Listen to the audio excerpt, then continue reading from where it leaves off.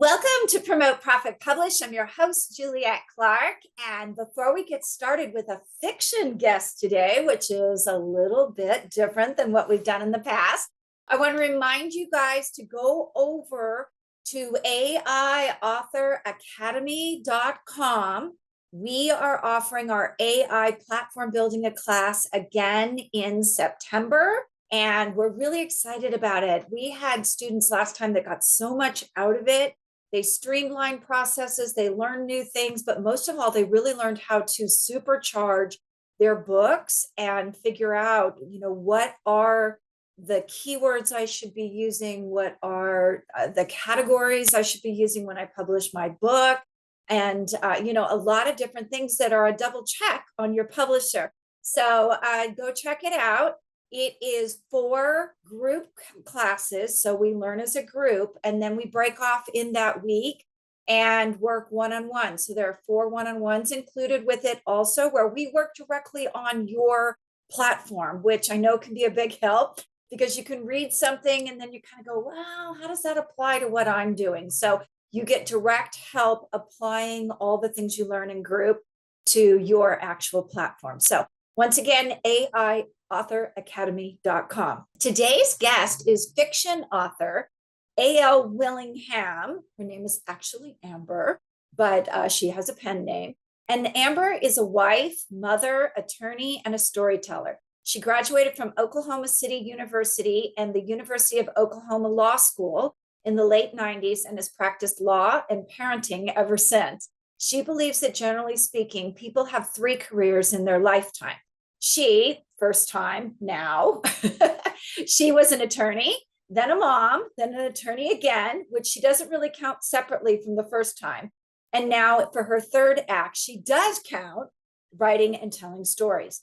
Bliss Creek is her first novel, and it looks as if it become a second and third and possibly fourth story, all wrapped up in the world of Is. She calls Katy, Texas home with her husband, Phil, and their 4 rescues.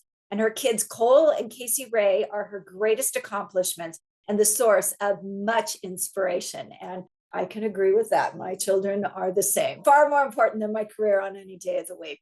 So stay tuned for our interview with Amber. Amber, welcome. I'm really excited to have a fiction author.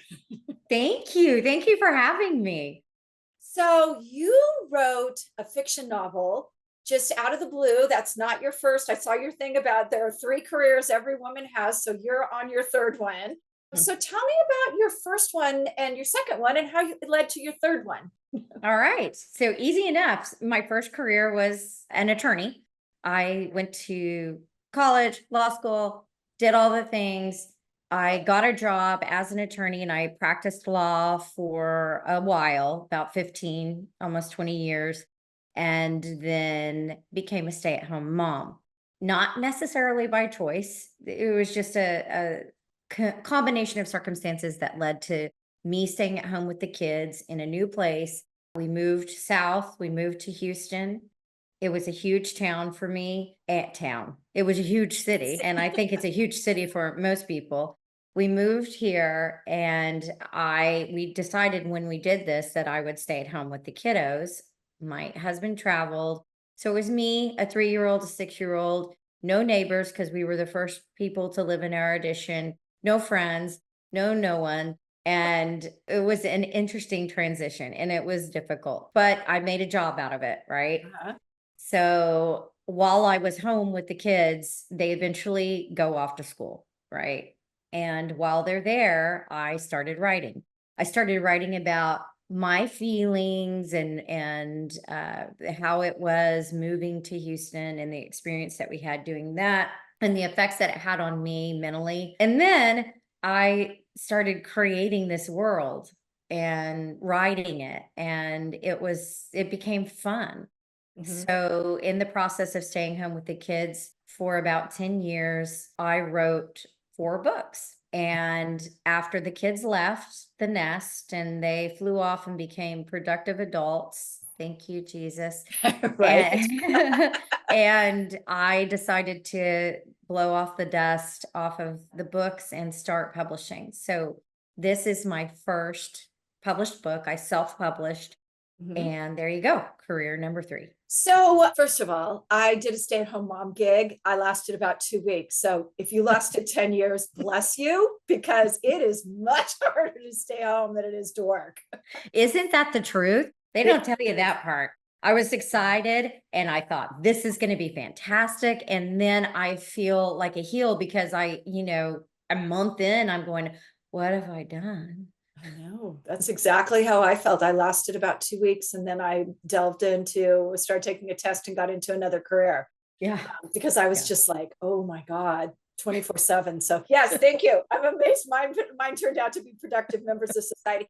I have this theory about it. You stayed when you're young. I think parents should stay home with their kids when they're teenagers because that's when they need it most. Agreed. Agreed. Well, I got in at ages 3 and 6, and I was home for about 10 years. And when I started working again, I started working part-time as an attorney, and it was 1, 2 days a week. So I was still kind of at home for, the rest of their high school careers. So yes, I think it's more important to be at home when they're teenagers. Yeah, And I because they don't definitely. want you there. Well, they don't want you there, but then you can really they can get into more trouble Hmm. when they're Hmm. teenagers, Hmm. especially now. I can't imagine having teenagers now. So you built this whole world. So was it like an escape from your own world or what was behind it? I guess so. I guess it was an escape from my world. It was a world that didn't have cell phones, a world without internet, a world without TV, which is Bliss Creek. There's the only thing on television in Bliss Creek is the news. And I really kind of felt like that's where our world is leading when you've got 24/7 news. Yeah. And you can forum shop that as well. You can decide which side you're on and find a channel that agrees with you. In Bliss Creek, you have just one channel, just the news, 24/7. I grew up with 3 channels, so I don't know. Yeah, I me don't think it too. was Bliss Creek, but we had a phone wall. So Yeah. there you go. So in Bliss Creek, in my mind, the house that lives in is from the 70s, and the wood is from the 70s. The wallpaper is from the 70s, and they've got phones on the walls, and that's the only way that they can communicate with the outside world. And it was kind of fun. It was kind of fun to imagine. I hope that's what people see when they read it. I don't know that I described it quite that way, but that's what I picture is the home I grew up in the 70s. Right. With the phone cord from the wall yanked all the way to your bedroom to talk to that boy that your parents want you to talk Uh-huh. And we had the Western swinging doors that go into the kitchen. to. They Uh-huh. were they were wood, and they had the little curve across the top, and you walked through and they swung and hit the wall and went back and forth and back and forth. And then you got in trouble because you hit the wall and you're messing up the Yeah, wall. We probably, didn't have that. We probably. had pocket doors to the kitchen, but Ah, same yeah. thing. So you built this world, and then there's a moral component to the story as well. Although a lot of people probably would think that was bliss to be disconnected from technology. Yeah. Well, and I liked the idea of the word bliss because is our protagonist and she has no memory. And at one point in time, one of her friends says to her, you're lucky because ignorance is bliss. And, and also bliss not having the technology that we have today. But the moral dilemma, I guess, is does she continue on in this world as the person that everyone wants her to be? Or does she follow her gut and try and figure out who she was and try and figure out what's wrong with this picture? Uh-huh. Yeah, that's really good messaging for girls these days. There's so much pressure to. Yeah. So you wrote 3 other books that are coming out soon. Does that follow the same progression, the same character, is it all bliss?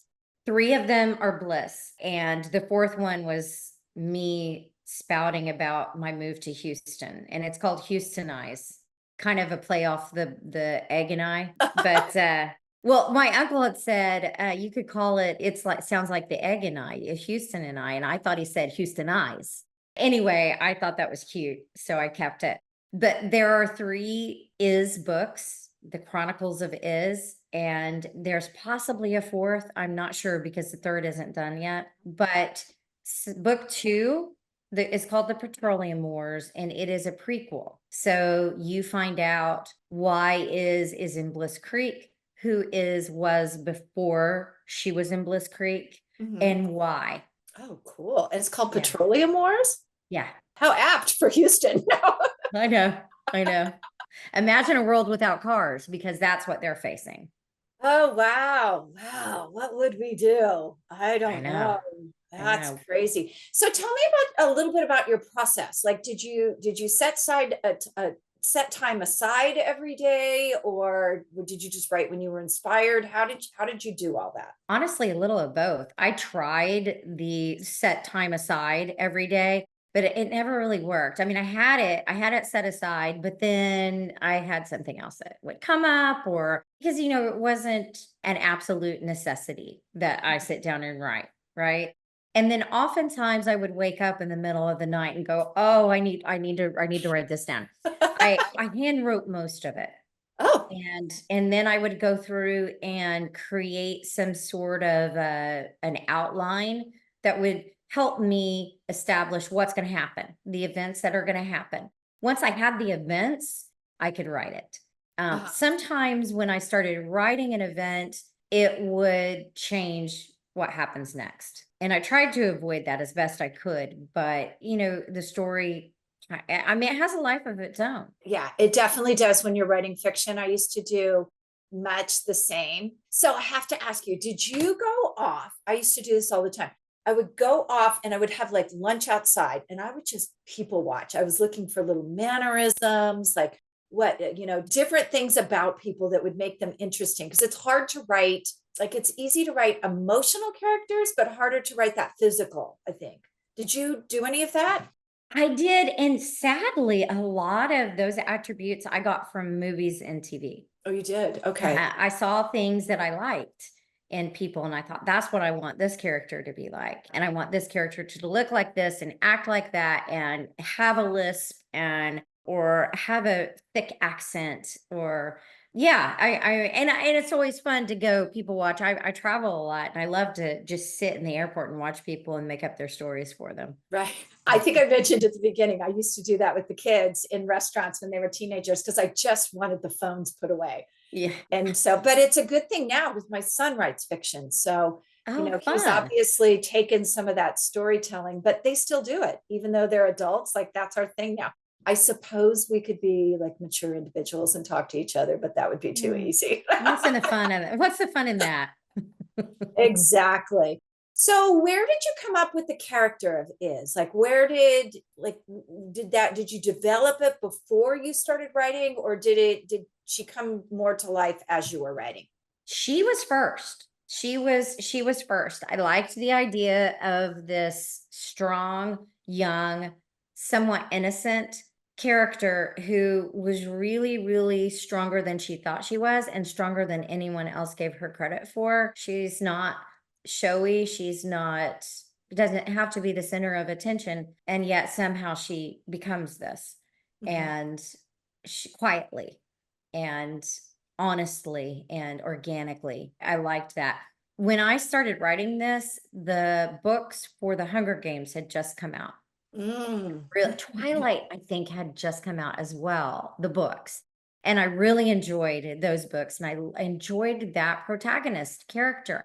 And I kind of idealized Is off of those two female protagonists. They're young, they're powerful, and they don't know it. And I also saw a little bit of my daughter. My daughter she's always going to stand up for the little guy, and she's always going to root for the little guy and the underdog. And I put that character in Is. That is so interesting because I don't think people realize a lot of times fiction is based on someone who's real. Like Yeah. I just finished Jack Carr's latest book and I could tell exactly what politicians he was talking about at the beginning. I was like, oh, that's so-and-so. So it's kind of, I don't think people realize that. And my detective was actually sort of me, but sort of somebody else too. It's like a combination of the two of us. Cause at the time I was in Taekwondo and I was teaching several law enforcement children Taekwondo who were in it. So I got to, pick the brains of their parents. Does that sound real? Does that not? Some of them told me some stories. The names changed to protect the innocent. So I got some good traction off that. So what about the other characters in the book? Were they based on people that were around you, or did you just make them up too? I think for the most part, they were made up. The mom is his mom. She's got a little bit of me in her. She, we'll find in book 2, has had some really rough decisions to make as a parent. And not that I have, but I had to ask myself, what would I do in that situation? Mm-hmm. How far would I go? The dad, he's completely made up. And I think Conrad, who is one of the main characters in book 1, is based on a TV character that I've seen. Really? Yeah. Do you want to share who, or is it no? Well, it's tough to guess when you read the book. Yeah. But will we know it right away, like Jack Carr's was? No? You will not. You will not know it right away. I did have one of my friends send me a photo and she said, this is who I picture as Conrad. I was like, that's him. That's him. That is so funny because my son wrote a fantasy novel and we went over to Fiverr.com and had the guy do I think it's called Mid-Journey, create the characters. And it was interesting because I would look at the characters and I'd say, that doesn't really feel like what you have in the book. But it was a good way to promote it because, that's the difference between fiction and nonfiction is nonfiction, fiction, you have to get people invested in those characters. Mm-hmm. And sometimes that can be a little hard because, it's not like having an expert book and people are interested in the topic. Like they're really taking a chance that you're going to create interesting characters. So are there new characters it's not season 2, but we'll pretend it's at some point 2. It will be a serial with the season 2. So yes, there are new characters. There are new characters that are missing in the first book. Okay. They don't go away, but they're just not in Bliss Creek. They're not. Oh, okay.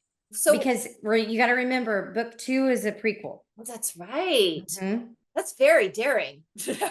It's just how it came to me. It made sense. And it gave it a sense of mystery that I really enjoy. Because it was not a mystery book, or a mystery series, but this gives it that sense of mystery.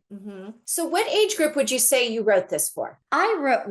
I kept it very clean because I knew my mom was going to read it. So the language is clean. There's no, there's innuendo, I guess, but I knew mom was going to read it. So I had to watch myself. So I would say that this is good for junior high up.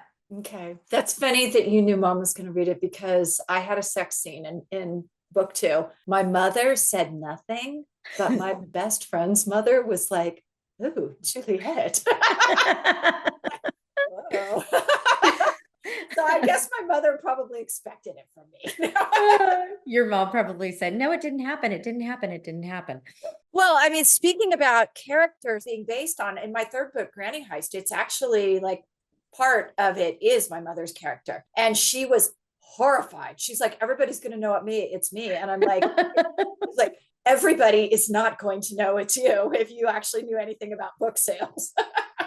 Yeah. Well, and you'd have to know her. And I think that the adult figures in my stories, I think a lot of their personalities come from my parents, for sure. So being that this isn't a YA book, are the rest of them going to fall in line with that? Because I think that's a group that really needs good stuff, good content out there.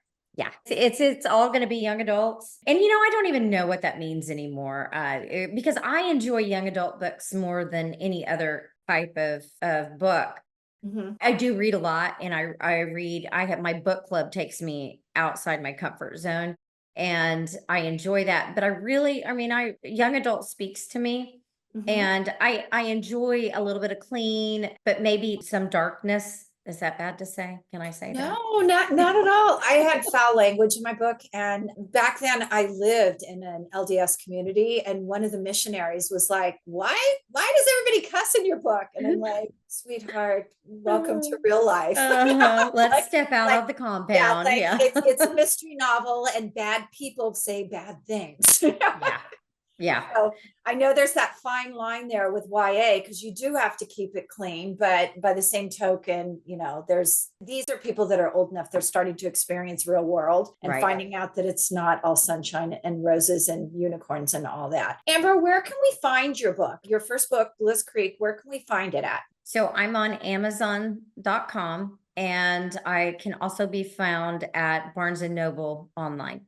Fantastic. So, guys, go out and grab the book. Do we have any idea when the second one's going to be ready? My goal is January of 2025. 2025. Okay. So Mhm. get that first one read. It sounds like it'd be good summer reading for it. Do kids buy books or do their parents buy their books? I don't know I about think kids buy books. Well, and I'm trying to get into the libraries. I would really like to get into the libraries, and so they wouldn't have to actually buy it. The library will buy it for them. Right. Yeah. And there's a lot of ebooks that people get from the libraries too. So Mhm. that's a great way for people to read as well. Well, thank you so much for being here. And you have a website. Share your website if people want to go over and see what you're up to. I'm assuming you're keeping it up to date. And Yep.